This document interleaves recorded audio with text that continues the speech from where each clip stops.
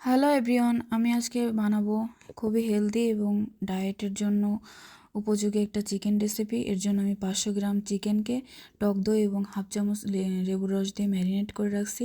এছাড়া মশলা হিসেবে আমি ব্যবহার করতেছি পেঁয়াজ কুচি, রসুন কুচি, আদা জিরার গুঁড়া এবং একটা গোটা টমেটো কুচি, হলুদ গুঁড়া, গোটা জিরা এবং শুকনো লঙ্কার গুঁড়ো।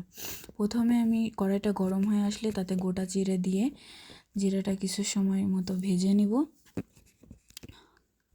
জিরাটা কিছু সময় ভাজা হয়ে গেলে আমি ব্যবহার করতেছি, এখানে দিয়ে দেব গোটা পেঁয়াজ কুচি।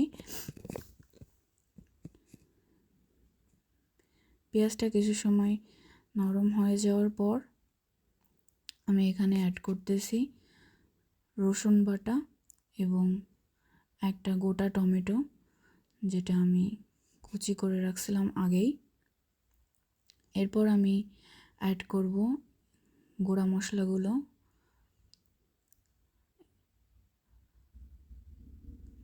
গুঁড়া মশলা অ্যাড করার পর 1 চামচ জল দিয়ে আমি মশলাটা ভালো মতো কষায় নিয়ে এখানে ম্যারিনেট করা চিকেনটা অ্যাড করে দিচ্ছি।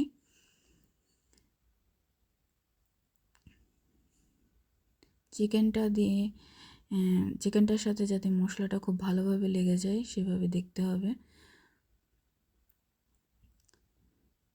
দেখুন চিকেন থেকে কিছুটা জল বেরোচ্ছে।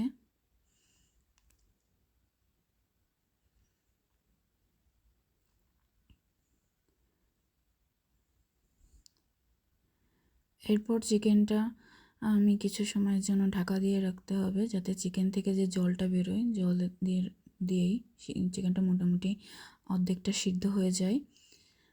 10-15 মিনিট মতো ঢাকা দেওয়ার পর দেখুন চিকেন থেকে এতটা পরিমাণে জল বেরিয়েছে। এরপর আমি এখানে অ্যাড করে দিচ্ছি আলু, এবং আমি এখানে হাফ কাপ মতো গরম জল ব্যবহার করেছিলাম। দিয়ে আরও 10 মিনিটের মতো ঢাকা দেওয়ার পরে চিকেনটা এরকম দেখতে হবে, মোটামুটি পুরোটাই সিদ্ধ হয়ে আসছে। এরপর আমি 5-7টা কাঁচা লঙ্কা অ্যাড করেছি। গ্রেভিটা শুকিয়ে আসার জন্য কিছুটা অপেক্ষা করতে হবে। চিকেনটা শুকানোর পরে ফাইনাল লুক এরকম। এটা খুবই হেলদি এবং জুসি একটা chicken recipe. For more healthy video you can subscribe my channel.